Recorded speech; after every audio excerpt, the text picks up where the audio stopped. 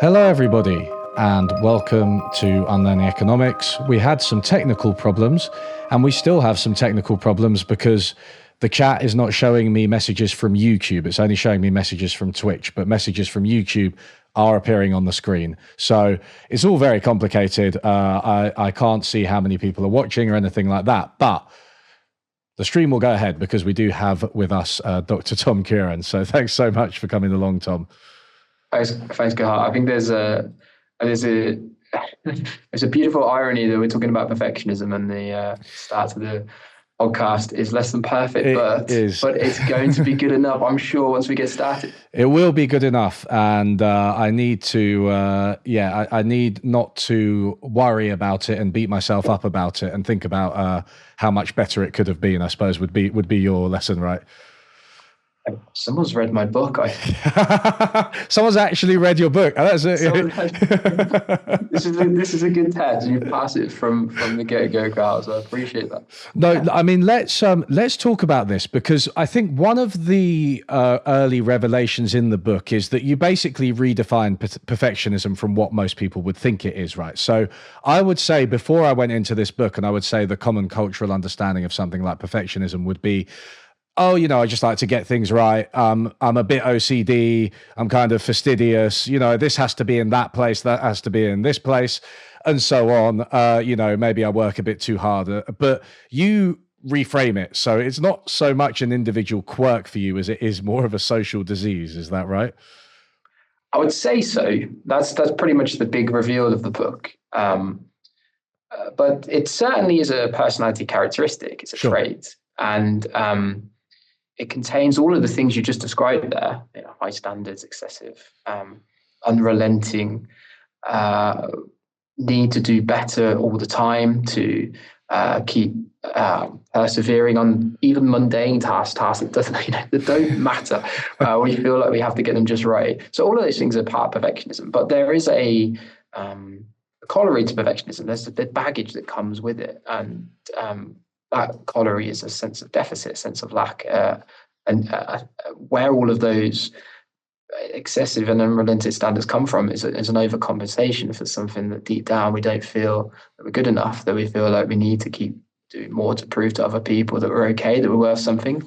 And it's that baggage, it's that deficit thinking that, to my mind anyway, is very much socially conditioned. So it is this feeling of never being good enough. And I suppose it's that classic thing of, as soon as you've accomplished something, whatever you thought that you wanted or you needed to do, that void is immediately filled by something else. You might have a brief moment of respite, depending on who you are. But the next day it's something else, and you're just as anxious and overworked as you were before. Yeah, exactly. It's the classic hedonic treadmill. Lots of people understand this as wanting to better ourselves, wanting to do more, and feeling like in this moment we're never enough. We know this exists, and a lot of people feel this.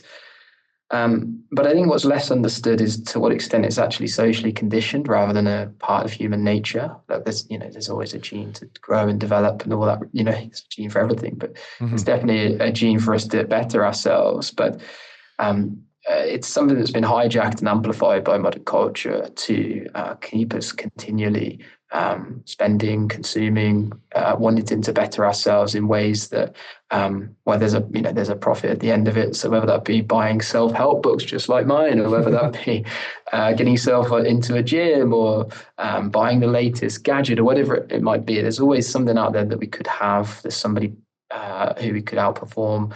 And as a consequence, we never feel like we're enough. And I think that's for me anyway, that's the root of perfectionism. I mean, it's funny you referred to it as a self-help book, right? And you did it kind of tongue-in-cheek, right? But in one sense it is. It does have a lot about how we feel and how we address that. And you do talk about individual steps that you can take, and maybe we'll get to that. But I think what surprised me really is that the bulk of the book is as far as I can see it, just a critique of capitalism and modern society and modern economies, right? I mean, that's like, that takes up most of the book, and really it's a self-help book, but with a political angle, which I think sets it apart from most kind of, I don't know, How to Win Friends and Influence People, The Chimp Paradox, a lot of these. And I'm not saying that they're all bad, but I don't think they typically have this much space devoted to a sharp critique of the existing system. No, and that was very much. I did that intentionally, and it wasn't it wasn't something that was necessarily supported by the editorial team on the book. It was very much against the mold. But I couldn't write any other book, Carl, because to my mind, if we ignore the systemic factors that are underpinning a lot of these feelings, then we're missing a massive part of the puzzle. And it's no good for us to continually introspect on ourselves and what we're doing wrong and why don't we feel any better about our situation or our life or lifestyle when we are bombarded with messaging every single day to tell us that we are not enough as we are, because our spending and attention is crucial to this economy. If we were to consider ourselves enough, if we were to feel content, we would stop spending or consuming so much, and that instant drop in demand would have catastrophic impacts for the broader economy. So there is something systemic about perfectionism, is what I'm trying to argue in the book, and I couldn't write any other. I couldn't write any other book, and it's come under criticism for that reason. I think it's the heavy emphasis on the social has rubbed certain people up the wrong way, particularly economists, actually. Of course. But nevertheless, I think it's important we have that conversation, and that doesn't mean burn the whole thing down. But that just means, I think, as individuals, if we can have a greater awareness of the true roots of our shared tensions, then we're in a much better place to overcome them. We can come at it from a much greater place of awareness, and we can take a lot of the personal pressure, the personal blame that we place on ourselves for not being able to snap out of it, and instead see the bigger picture. And that's what I wanted to do in the book. There are a lot of things there that I want to pick up on. The criticisms of the book being one of them. I actually haven't read any, but I'd like to return to them maybe later. I'd like to actually talk about the book itself before we give the critics too much respect. So anyway, I mean, one of the things is, like, how do you know all this, right? This is what I'm thinking about. Like, how do you know perfectionism is an individual versus a social disease? And I have to reference this. The large body of work of your own research and other researchers that you draw from. Perfectionism, I think, has been very understudied, and you're kind of bringing it back, which is great. I mean, I do remember when you presented, we had LSE, we had an early career researcher presentation there a couple of years back or something, and you're a bit mysterious, Tom, and we had a few occasional hellos in the hallway, but I didn't really know what you were doing. But then at the end of this early career researcher day, a whole day, everybody going through their research, people were understandably tired.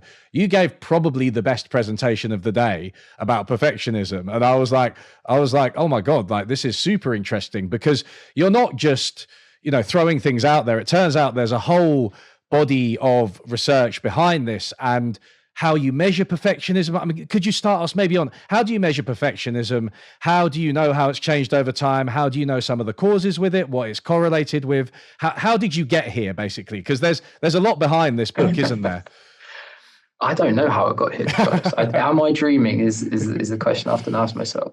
Look. And I appreciate that. Thank you very much. It's very nice of you to say. One of the things I am an introvert, so sometimes I can come across as a bit aloof, but that's not my intention. I'm someone who likes to keep themselves and doesn't step too far away from my comfort zone. And so I absolutely have to. But one of the things I have learned to do over the years is combat my perfectionism by putting myself into situations, just like you said, and making sure that I've got a good polished presentation. And that's the way that I can combat some of those fears, by making sure I do everything well. And I'm glad you enjoyed the presentation, because I do put a lot of effort into making sure that the presentation is informative and engaging. So I appreciate that. And I'm not pointing any fingers specifically about anyone that we know or may know. But I will say a lot of academics don't put enough work into their presentation skills, and it's a bit of an info dump, right? So that is appreciated, yeah. how could you possibly say that academics aren't very good at presenting? I don't know where that name comes from. Certainly not my experience. Anyway, so I have come a long way. That's true. I think it's really important. If we can go back a minute, because you said, how do you know this is a social affliction? And one of the things we do as researchers in any field, but particularly psychology, is we tend to go at the granular level, right to the individual, try and figure out their personality characteristics and how they impact on their well-being, on their performance. And we might take measures of questionnaires and see if there's someone's high in perfectionism, whether they're also high on outcome measures. And they typically confine our work to a very much introspective in what is the individual psychology that's occurring here. One of the things that I did, which I think is a bit different, or I know is a bit different, is I didn't do that. I said, what's going on at a societal level? What's going on at a cohort level? Can we detect any meaningful differences across young people who were college students in the 80s versus college students today? And instead of looking at perfection as an individual phenomenon, looking at it more of a social phenomenon. Because if we can look at it as an individual phenomenon, and genes, for instance, will explain why I am more perfectionistic than you are. But what genes can't explain is if there is a mean difference, let's just say perfectionism levels are increasing across cohorts, genes can't explain why at the aggregate level, mean levels are changing.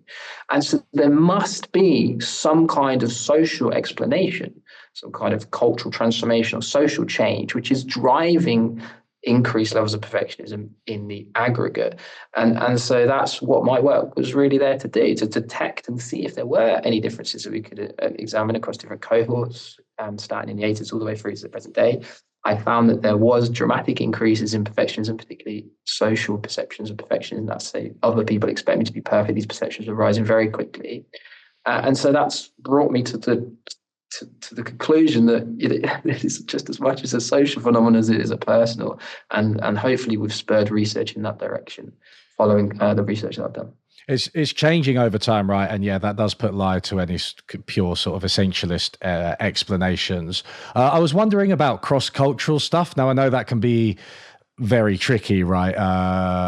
Perhaps less straightforward than arise over time. But I mean, what do you find there, if anything? Well, the data is really bad. That's the first thing to say. I know you've had Michael Krishna on. Yes. And one of the things I learned as soon as I came to the LSE is that really we don't do research very well in the psychological sciences, and in particular, our sampling is terrible. So lots of samples are confined to Western populations, the global north. And I think that's really a problem, because making cross-cultural comparisons is really difficult. It actually does have an advantage when it comes to looking at within country differences, because if you hold the characteristics of samples relatively constant, like college students, you can make reliable comparisons. Yeah. So it does have one advantage. But apart from that, it's terrible. So we have a little bit of data on the differences between perfectionism in Asia, China in particular, and the US, and that shows that social perceptions are a little bit higher in China than they are in the US, and self-perceptions of perfectionism are a little bit higher in the US than they are in China, which I guess you'd expect given the different cultural contexts. But the data is really weak, and we need more. We need to do more in this area. This goes back to it being understudied as well, doesn't it? Perfectionism. I mean, although it is a universal problem, as you said, across, but I think perfectionism in particular, it's not like we have data on, for example, subjective well-being, like quite globally. It's still flawed, but we have it on a lot of countries. But for perfectionism, I should imagine there's very little. Yeah, there's not a great deal. In fact, personality generally, there's not a great deal, but perfectionism in particular. Yeah.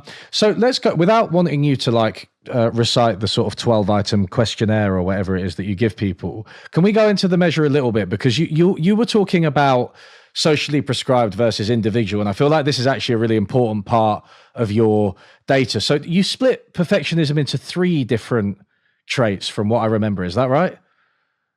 Yeah, it's best to think about perfectionism more broadly as a bit of a tyrant, and it can have different sources. So first of all, the tyrant can be ourselves. We can crack the whip on ourselves, And not only are we tyrant in this relationship, but we're also victim. This is called self-oriented perfectionism. So essentially what we're doing with self-oriented perfectionism is we're holding ourselves to unrelenting standards, and we're also extremely critical of ourselves when we haven't met those standards. But there isn't, it just doesn't just come from within. There are social factors too. And source of perfectionism comes from outside. It's called socially prescribed perfectionism. And in this case, the tyrant is the outside world. So the outside world expects us to be perfect. Other people in the outside world are cracking the whip on us to uphold excessive standards. And they're watching, waiting to pounce when we haven't met those standards. So in this case, other people are the tyrants and we're the victim. This is socially prescribed perfectionism. And then the third source is an interesting one, a bit understudied, but nevertheless important. It's called other-oriented perfectionism, and in this case, we're the tyrant and other people are the victims. We want other people or expect other people to live up to our perfect standards, and when they haven't met those standards, we let them know. We're very punitive in our criticism. So perfectionism has many different sources, has many different elements, but typically these sources are highly correlated. So if you're high in self, you're also high in social, you tend to be high in other as well. And it's a useful way to think about perfectionism because it doesn't just come from within, it can come from outside too. And it is socially prescribed perfectionism that comes from outside is rising more or faster than individual perfectionism. Is that, have I remembered that right? That's absolutely, yeah, that's right. So self-oriented perfectionism is rising quite modestly. I think first of all, you got to remember self-oriented perfectionism has been high for decades. So it starts really high. Yeah. It's a 1 to 7 scale. We've got mean levels of about 4.5. That's really high for self-oriented perfectionism. But when you think about capitalist countries, the emphasis on achievement, the emphasis on striving, putting one foot in front of the other, the American dream and all that sort of thing. Sure. Self-oriented perfectionism makes total sense to be high in countries where we've measured it. But what's curious is it's that social element of perfectionism that is rising really, really fast. It's rising much, much faster than self-oriented. And actually it's on an exponential trajectory. So what we're seeing in the past was that people would have high levels of self-oriented perfectionism, but quite moderate levels of social. And now what we're seeing in the younger generation is people still have really high levels of self-oriented perfectionism, but they've got rapidly rising levels of socially prescribed perfectionism too. And those two things combined, high self-standards with also the perception that other people expect to be perfect, is a recipe for a lot of mental strife, particularly for young people. Could you elaborate on the mental strife and how that manifests? Well, a lot of people assume that perfectionism is just like self-oriented perfectionism, just as you said at the beginning. But what is less recognized is that it's not just about high self-standards. There are also concerns, worries that come with it, one of which is that other people expect us to be perfect. And if you fuse those two perceptions together, a sense that an obligation, I need to push myself, I need to exploit myself to maintain high achievement standards, with a sense that other people are there waiting to pounce, watching, judging, and almost with a magnifying glass over me, then you have, we see this in the data all the time, people high in self and high in social have way more guilt, way more shame, way more anxiety, particularly in stressful situations. They show more depression. They have poorer performance outcomes. They struggle with the self-regulation, so they procrastinate a lot. They tend to be more indecisive. So if you just had self-oriented perfectionism, you wouldn't necessarily get these outcomes, but put in that neurotic sense of other people wanting me to be perfect and watching and waiting, and you get all of these negative outcomes. And that's what concerns us about the data. That's the most concerning thing about the data. Once you see self and high social, you're going to get some really difficult outcomes. Yeah. It was with a sense of looming dread that I realized that I am actually a perfectionist. Partly from reading your book, partly from other conversations with people. Maybe people are just using the word more now, and that's partly because of your book. I think I've seen that, but it's only in the past year or so that I've realized that I actually do basically fit your description of a perfectionist pretty well. And one of the really interesting things about it is you do compare it to the swan, right? the frantically swimming swan that looks quite calm, because I seem quite calm, but I'm actually not at all. I have got quite bad anxiety and definitely perfectionism, right? So I guess I don't know what to say, but I think it's probably a good thing that I've realized it, right? But Yeah. it's been a strange revelation. Yeah, well, it's one of the things I wanted to do with the book was bring a greater awareness to some of these thoughts and feelings that underlie a perfectionist mindset, and a lot of people don't think that they're perfectionists. A lot of people who are perfectionists won't accept that they're perfectionists because, you know, if they were a perfectionist, they'd be performing so much better, or they'd be doing so much more. And Yes. everything, and they feel that they're an imposter, right? So everything on the surface is all a projection, all a facade. Because underneath, like you say, we feel like we're struggling or we're sinking, and so in that context, it's hard to believe that you could possibly be a perfectionist. But that is exactly what a perfectionist would say. That is exactly what a perfectionist would do. And part of my mission, I suppose, is to try and bring that awareness to people, because the biggest stumbling block to perfectionism is not accepting that we have perfectionism, or not accepting it as a problem. So if we can accept it as a problem, we can do something about it. I think I distinguished between the perfectionism as just an individual quirk and recognizing it as a social disease. I think one of the other things you distinguish between is perfectionism and like the idea of doing a good job, right? Because people often think like, oh yeah, you know, I'm a perfectionist, and like you said, but if I wasn't, then I wouldn't do a good job. So, and that's fair for people to think that. Obviously you want to do a good job, but you have a really good story about your grandfather, right? And how he approached his work, and you think he was what some people would regard as a perfectionist, in that he was very diligent and careful and did a good job, but he didn't have what we're talking about, what you're talking about in the book. No, he didn't have the insecurities. Yes. And I do think it's a generational thing in part. I think if my granddad was a carpenter, and is a master craftsman in the area. He's still, a lot of his work is alive and well in the pubs of Northamptonshire where I grew up, and I'll sometimes go with my dad and we'll have a beer, and it's like he's there, you know, like his staircases and bar tops and window frames, they're all still there, standing the test of time. So clearly a master craftsman and someone who had really high standards, but not a perfectionist. No, he didn't have any insecurities about whether he's good enough, whether someone like enjoyed the work, whether he's going to get raucous applause as he left the building site. Like none of these things really entered his mind. He's just interested in doing a good job, and as long as he put the effort in and he did a hard day's work, he could go home, put the kettle on, watch the football, and that was his life. You know, there was, you know, perfectionism was about as far away from him as I think it could possibly be.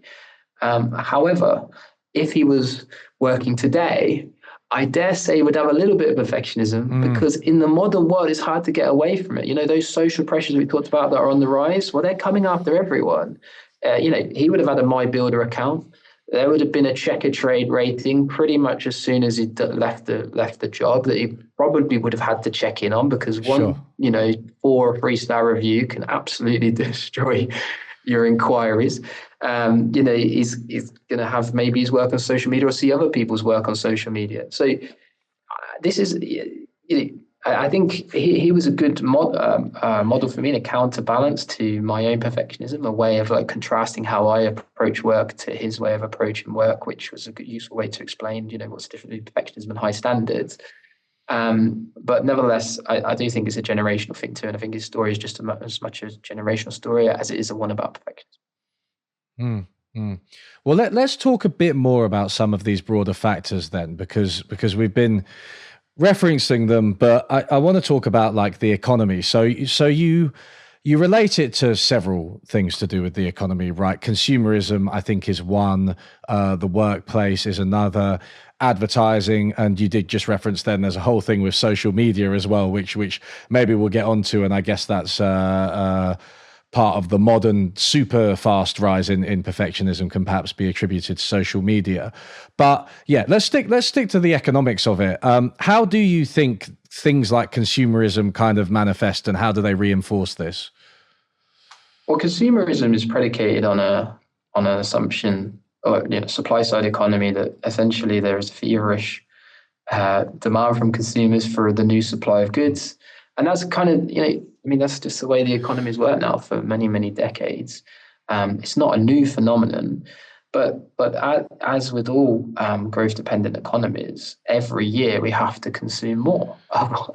Yeah. Otherwise, the whole thing falls down. There's no way that we can reach a plateau or an equilibrium and say, "Yeah, this is fine. We have enough, and everybody's basic needs are met, and all the rest of it." That's not how the economy is structured. It needs a certain rate of growth to keep moving forward. And as you know, growth can in an exponential way grow. It needs to grow much faster and faster and faster every single year, and that demands more supply of goods. That demands more consumption, and it demands finding ways to monetize every almost minute of our existence. And so that's the world we live in. That's the background to the world we live in. And the way that we consume now is completely different to my parents. My mum has no, she can't deal with the amount of choices that are presented in front of her. She walks in Primark because back in the day you would have one or two choices, and that was basically it. And so this provides a sense, this background, I think, and why it's important for perfectionism is that because we're presented with all of these different things that we could have, ways we could live, products we could buy, the implicit message is that what we have in this moment is not good enough. The standard of life we have is not good enough. That our existing life circumstances in this moment are not good enough. And every single minute of the day, we're told, whether it be through advertising, social media, on television, even on the commute to work, is that there is something else for us to have. There's something else we could be, or there's a lifestyle we could lead that's better than the one we have. And each advertisement on their own is not going to have an impact, but compounded one on top of each other, day after day after day, creates just a sense that we can't, we're not enough in this moment. That for some reason we're not living the life that we should be, and all of that things feeds perfectionism, which feeds the consumption, which feeds back into perfectionism, and so on. It's interesting because I read some stuff about advertising and how it really works. And I think most people think of advertising as just straightforwardly manipulative in a kind of tricksy way. And it can be, and it is for sure. But there's also this idea of like the cultural effects of advertising and how adverts work better because they affect everybody. So everybody, for instance, knows that Nike is associated with sports and also associated with like high achieving athletes, right? And so the effect is, it's not just that Nike is kind of tricking you into thinking that wearing their shoes will make you seem like an athlete. It's that they're kind of making it true because everybody else thinks that, right? So it's like cultural imprinting, right? So it's supremely social. It fits exactly with what you're talking about, right? Yeah, no, it's nobody wants to get excommunicated from that. And as much as you think we're individual, unique people, actually our biggest fear is that we don't fit in, or that in some way we're not seen as normal. And if all we see all around us are people who are living certain lifestyles, wearing certain clothes, endorsing certain ways of life, then we are going to take on those messages very quickly and burrow ourselves quite nicely into that habitat where we also feel we need to have those things. And there's never going to be a moment where we're going to feel enough, because there'll always be something else. There'll always be something more. And so you're absolutely right. By osmosis, these messages about how we should look and how appear just get ingrained in our identities, and they're very difficult to shake off. And as I'm trying to argue in the book, that's one of the consequences is a deep and profound sense of perfection. Yeah. So another part of this, right? So that's the consumer side, right? Another part of this that you devote a lot of attention to is the work side of things, right? Which arguably, I mean, it's not a competition, but arguably that's even more important because we spend so much of our lives working. I think you're particularly taking aim at the modern workplace and how frantic it is. So could you maybe elaborate on that a bit? Yeah, we live in an achievement society. It's a very influential German philosopher called Byung-Chul Han. He wrote a book, Psychopolitics. He also wrote a book called The Burnout Society. And I'm very influenced by his ideas about modern achievement society and how it has taken the tyrannies of should, which dictated Fordism and the previous era. There's a sense of duty and obligation to the organization and the firm. That there was a boss who told us where to be and at what time we needed to be clocking in and all the rest of it. To achievement, what's called achievement subjects, where now that we don't strive out of duty or obligation, but rather out of choice, that we exploit ourselves willingly, because we've internalized this ideal that exploiting ourselves is a virtue, that pushing ourselves to the limit and the nth degree, well beyond comfort, is something that marks us out as a valuable member of society. And so we've essentially internalized a sense of excessive achievement striving as part of life, and as a consequence, and you see that all over the workplace, in way that the workplace has changed, to become much more insecure, so that people are now their own bosses. The hustle and grind cultures and the celebration of the hustle and grind cultures has become something that's been very people are very aware of. Particularly if you go on YouTube, you'll see all sorts of videos about how you can grind, embrace the grind set. Gary V, get the other guy. There are even people like Stephen Bartlett and yes. And those sorts of individuals who really embrace this sense of push yourself hard, work. That's all that matters. Just work. That's how you justify resistance. Just work. And these people get hundreds and thousands and millions of followers, of people who are very much on board with this idea that self-exploitation is the way forward. And I think all across the workplace and across the modern world, productivity, output, and striving are things that are just so heavily emphasized and encouraged, that this is again something that's pushing on our perfectionism. If our whole sense of purpose, not just material well-being but purpose, is bound up in how much we can exploit ourselves, then of course that's going to breed a lot of perfectionism. I can't remember. There was this guy who was a bit more popular maybe 10 years ago, and I remember my friends watching him and finding him really inspiring. But I remember something he said, which was something like, if you're staying in bed instead of getting up, that means that you want to sleep instead of being successful. And if you want to sleep instead of being successful, you're never going to be successful. And I just remember thinking, even at the time, even as something of a perfectionist, who does probably buy into this productivity mindset on some level, I just remember thinking, I want to stay asleep, mate. Like, I'm quite happy to stay asleep. I do want to sleep more than I want to be successful. And that's not even to say anything about the relationship between sleep and like performing well, which is obviously, pretty well established now. So sleep is also good for you in a number of ways, including probably being good for your work in a holistic way.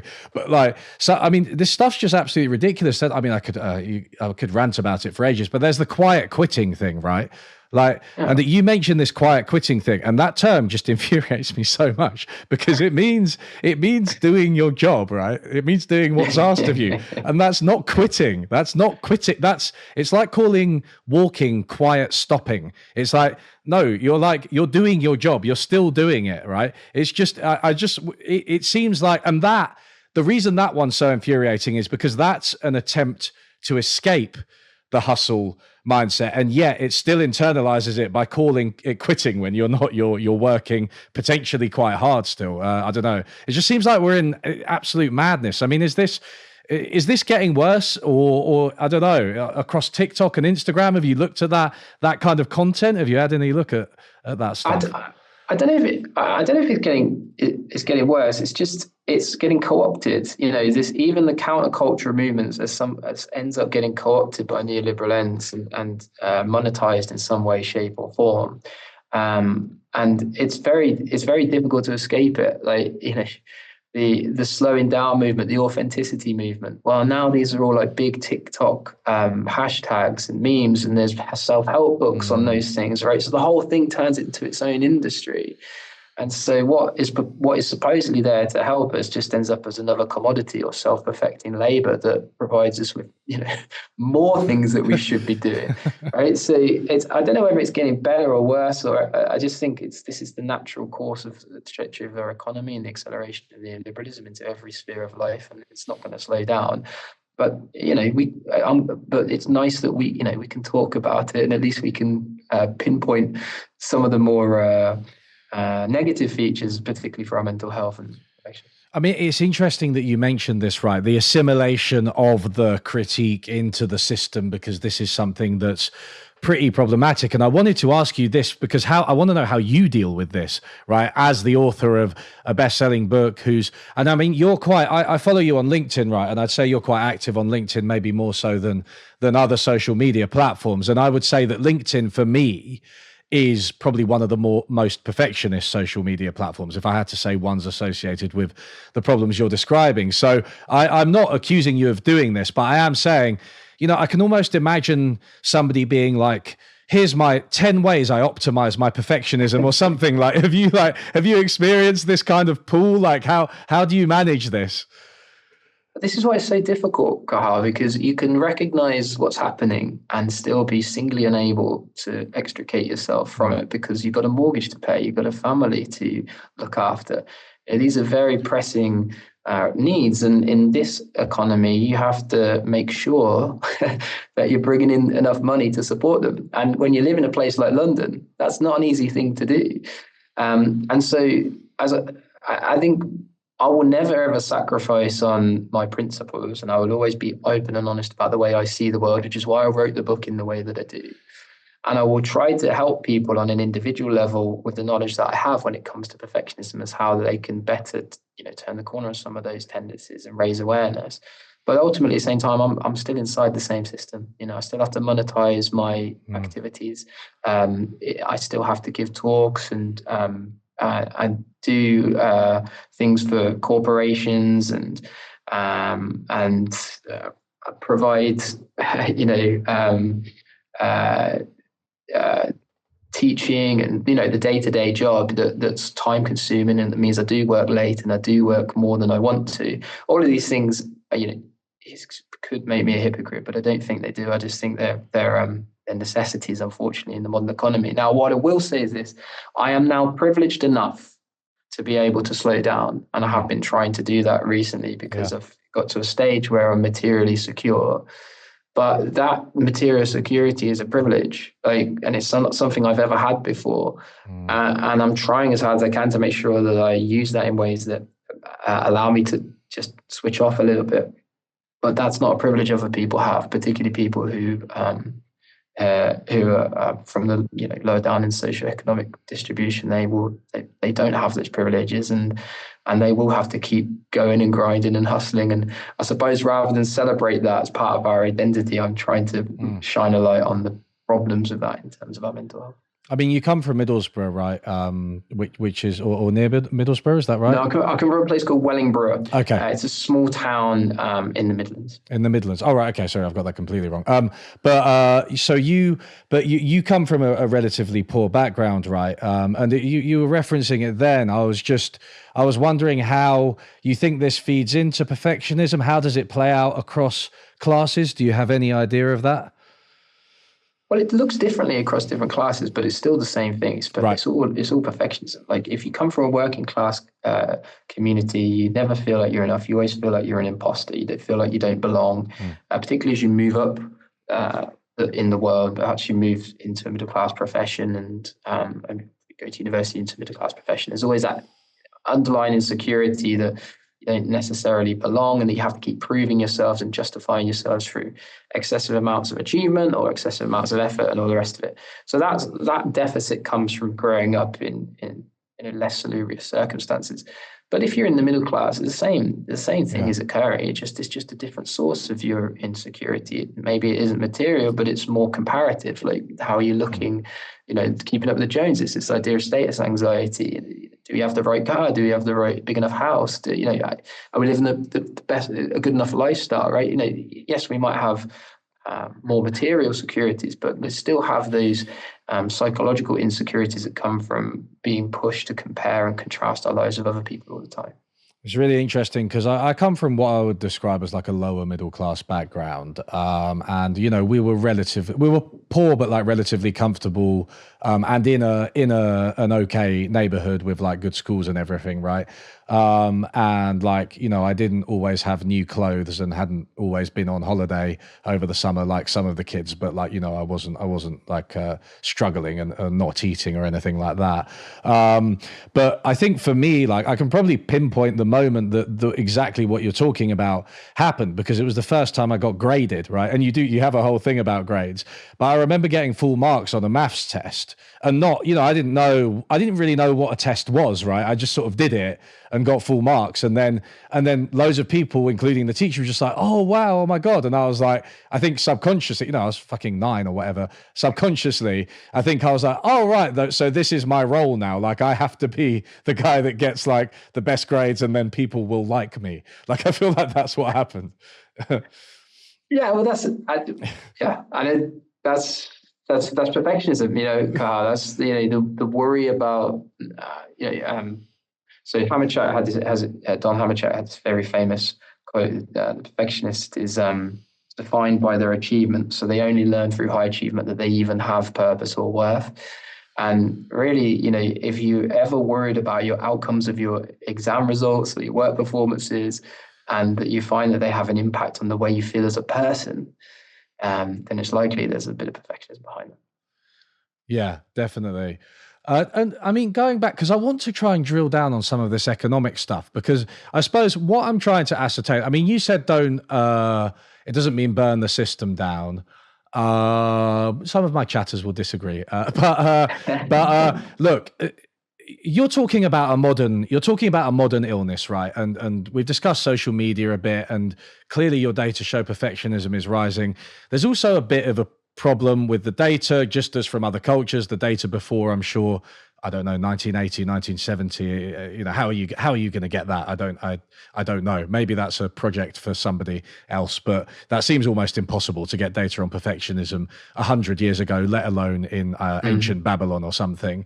So we can't make comparisons. But when I think about what you're saying with the compulsion to work, which is more present in lower classes and at lower levels of income, perhaps in countries where poverty is more present. And it makes me think of the Industrial Revolution, and even before the Industrial Revolution, because the emergence of capitalism and the modern economy, I feel very much, based on historians like Ellen Myskins Wood, was very much about creating this compulsion to have a job, to earn income, to be able to get by, right? And that was what distinguished the market economy or capitalism or whatever you want to call it from other distinct systems where people were more tied to their means of subsistence. And often that would be like agriculture, and just they'd own their own land, or it could be like you could be an artisan or a blacksmith or something like that. Right.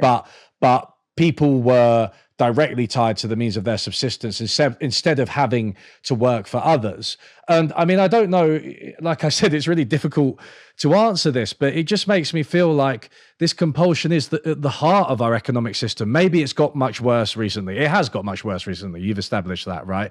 But you said already that individual-oriented perfectionism was very high.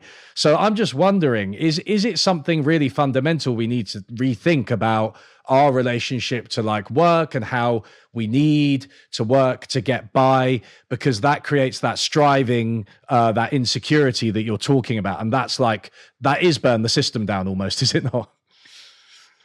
Well, I think the biggest step change, as far as I can tell, when it comes to the capitalist economy, is that we learn that growth was supercharged in the conditions of scarcity. Like if you can manufacture scarcity into people's lives, they will work, they will consume, and that was a very real scarcity was a very real consideration if you go back to the agrarian societies and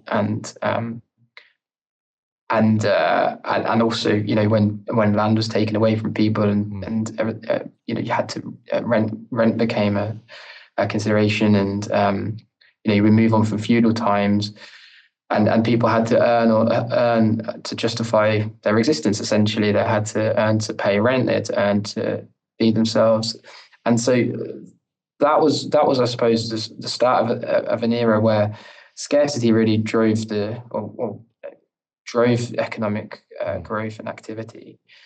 And of course, it gets to a point in economies where capital accumulation is such that scarcity is no longer like a real. We live in an era of abundance right now, and we have them for many, many decades. Scarcity is no longer like a primal motivation.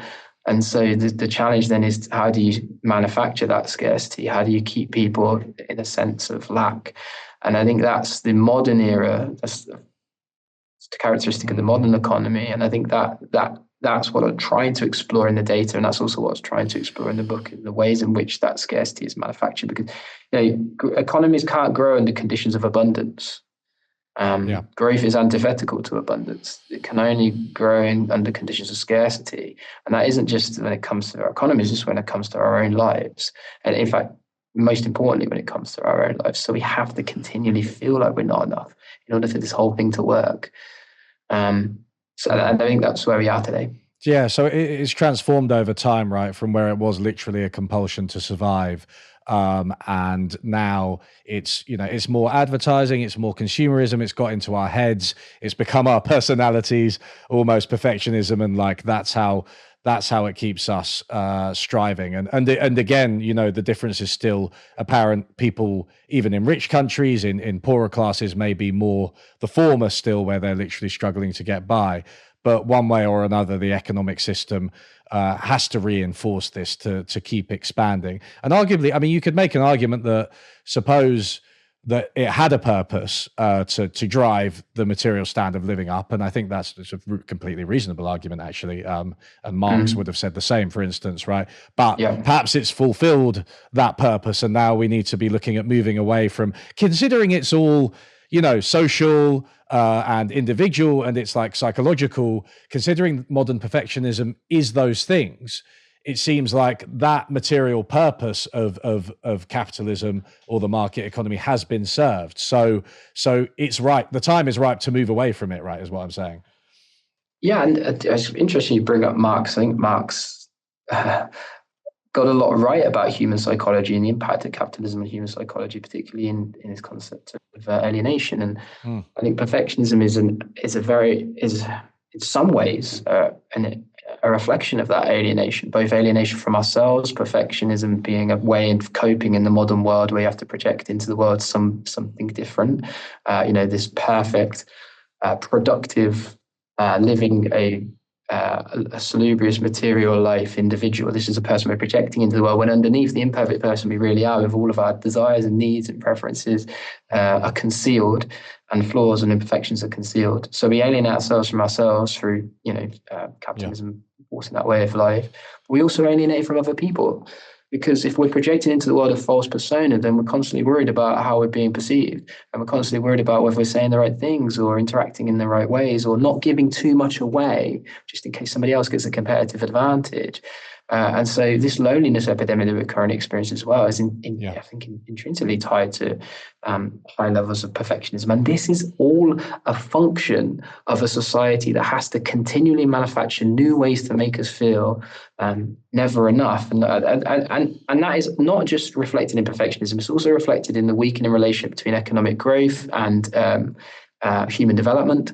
For a long, long time, the two have become completely separated, right? The economies grow, but human development indicators, life expectancy, healthy life expectancy, educational attainment, etc., are all plateauing or falling, even despite the economy growing. So we are really at a stage in the development of modern economies where we have to think a little bit differently about what's important. Is it all about economic growth and continue to be stressed and our health to plummet in the pursuit of that growth, or is it about something else? Is it about well-being? Is it about human prosperity that we need to focus on? And that's where the book ends. One of the sort of self-helpy type reflections I've heard that I can't even remember where I saw it, but it's like you try. Obviously, something that a perfectionist might do, and a lot of people do this, but I think perfectionists are probably hard on themselves, is like remember embarrassing moments, right? So you might be like, oh, in a social situation, I wasn't, I didn't say the right thing, blah, blah, it was embarrassing. And one of the things I've heard is like, try to remember something embarrassing that somebody else said. And it's really quite hard. I can probably remember a couple of really bad moments, maybe something on TV or that went viral, which is obviously social media exacerbates it. But like in a conversation with friends or something, I don't know if I even could. Like maybe if you gave me a day and a pen and paper, I could write down a couple, but like you just can't, right? So it's like it's false, right? It's false. You're beating yourself up a lot of the times. People aren't thinking about your achievements, what you've said, and so on, because they'll be thinking about themselves. And that's such an important way to think about and look at our own insecurities. Is that really like it's a kind of narcissistic thing in a way? It's very self-referential. Yeah. It's totally understandable, but also quite narcissistic. And I hold my hand up to that myself. And I think you're right. If we can recognize that actually, like, doesn't matter as much as you think it does, and people aren't watching and waiting to pounce as much as we think they are, and actually they're probably in their own heads more than they're thinking about your behavior. I think is a really healthy way to go about social interactions, because that makes us more authentic. That opens us up to other people in ways that are more vulnerable, that we can share our we can share our weaknesses, we can share our vulnerabilities, and that actually that brings us much closer to other people than trying to worry all the time or worrying all the time about how we're being perceived. So, it's really, really important. It's really, really important we open up. I know a couple of people who are just like, I feel like they're not perfectionists and they're just sort of themselves, and they'll do things like just if they're not enjoying like a social situation, they just be like, oh, this is shit, I'm leaving. And it's a little bit arseholey, like, but also I've got a bit of respect for it, because I'm kind of like, you're not really trying to please anyone. You just go, like, you just won't do something that you don't want to do. You're not like interested in what other people think. It's kind of cool. There's a respect for it. Yeah, that's one of the things that I think we all have to work on a little bit.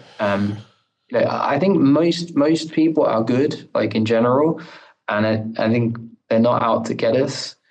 Yeah. And so, I think that's an important lesson. I returning to some of the broader systemic stuff. So you mentioned we've talked about a lot of things economists don't like, right? So like I know they don't like degrowth. They don't really like Marxism. They don't necessarily like critiques of consumerism. Maybe that's depends on the economist, but I mean, I can imagine some of the feedback you might have got. You said there was some critiques. I mean, what have people said about the? I mean, you could talk about the economics of it, or you could talk about other critiques. But I was just interested in what economists might think of some of the conversations that we've had here. Well, I mean, they would say, presumably, that it's the best system we know, and that it's utopian to think that you can manage or organize or plan an economy in ways that meet human needs. I think they would point to historical experiments and as evidence to back that up. The classic stuff, right? I mean, it's and some of it, it has validity. I think there is a case for the economy as presently constructed that says it has delivered prosperity. It has provided us with an era of unprecedented abundance that, has meant our quality of life is very high. It means our life expectancy is very high. Infant mortality is very low. There is an argument to suggest that it has done those things, but I think where they get stuck is that they can't envisage or even imagine a next phase of economic development that doesn't contain the same emphasis, whether that be on growth or consumption, the previous eras. And so anyone who comes in and says that maybe, growth might not be the be all and end all, and that maybe human prosperity is a better metric of success, or maybe overconsumption is creating issues for the environment, and perhaps we need to rethink that. They just fly in the face of every model that they've ever known, and as a consequence, make it really difficult to accept it. And I think that's the biggest roadblock. And look, I'm not an economist, so it's not for me to say whether they're right or wrong. And it's just for me to look at the world, to observe what's going on with perfectionism, observe what's happening, in the environment, and ask questions about whether this is a very sustainable way for human beings to continue to develop, but also for the environment as well to continue on current trajectory. And so I'm just asking questions, searching questions through the book as to whether there is ways that we can do things differently, and what impact that would have on our perfection. It's definitely not within the remit of like a standard education in economics to say anything about something like perfectionism and how it relates to capitalism. You just can't imagine it coming up on the curriculum. I mean, partly because the curriculum, say at LSE, right? I mean, I've looked at the curriculum at LSE. It's just maths, right? That's literally just, so you're not even going to begin to ask that type of question. And I think, but on a more ontological level, I suppose there's the risk with the maths sometimes is that you're just describing the economic system, right? And there's a sort of, you've got utility maximizing consumers and profit maximizing firms, and that's not critical, right? You're just taking them as a given, and you're saying, how do they work? And maybe you're right about how they work, maybe you're wrong, but you cannot answer these types of searching questions, as you put it, within this framework. So I feel like it's like, I can imagine you and an economist, a mainstream economist, sort of just completely talking at cross purposes and speaking a completely different language, because it's not within their remit to talk about this kind of thing, right? Well, it's interesting because I did a podcast with Steve Levitt. He's a really nice guy. The Free Economics author. Free Economics, yes. Yeah. Okay. Classic economist. Yeah. And he really nice guy, and he gave me time to explain myself and all the rest of it. But at the end, he couldn't get on board with the growth critique. Like that seems to me like a very big bone of contention for economists. Yes. Like if you go at growth, which is a fundamental axiom, I suppose, of their models, then then essentially you're committing blasphemy. Essentially, like there's no, or you just don't understand economics. Essentially, you just don't understand economics work, because growth is fundamental, and without it, we can't envisage another way forward. And I think that's interesting. I think that shows, I actually liked Steve a bit, so I don't want to say anything personally about him. But I do think that speaks to a broader lack of just imagination, a lack of willingness to at least entertain the idea that there may be other metrics of success that don't include GDP or consumption, that include other things. And I think that's it's quite, I don't know. So it troubles me about that there isn't a kind of a vibrant alternative, or that within that field there isn't some kind of active debate, right? It just seems like the conversation is done, right? And it is how it is, and there is no other way forward. And that surprised me, because I don't come from this world. I come from the outside. Yeah. So I would have thought this would be a very active debate, but it doesn't seem as if it is. Yeah, and I mean, fair to Stephen Levitt for having you on the podcast, right, and speaking to you, right. So that at least shows something. But you're absolutely right. Like, these debates aren't happening. I mean, I think so with economic growth and the environment is obviously something we haven't really discussed, but it is another big part of the degrowth critique. But it was William Nordhaus who won the Nobel Prize in Economics in 2018, I think, for his work on the environment and the economy, who immediately upon receiving it said, right, let's get back to the work of economic growth, which strikes me as quite a weird thing for an environmental economist to say. You might still, I wouldn't consider myself a degrowther. I do actually think it's quite a bad name for the idea, but it strikes me as weird for him not to be like, okay, let's get on with saving the environment.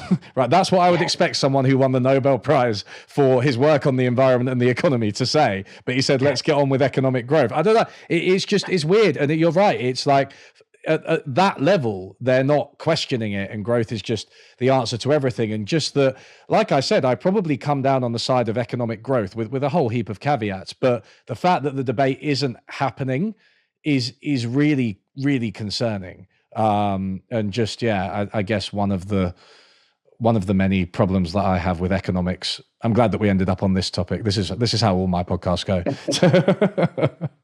Yeah, well, I mean, I'll go back to there's a really, I can't remember who published the paper, but I think it was in Nature.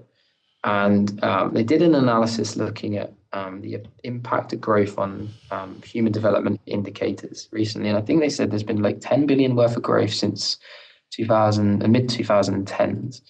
And in that time, there's been stagnant human development. So essentially what you have is $10 billion worth of capital accumulation, which is hollow, which is empty, which is meaningless, because it hasn't done anything for human beings.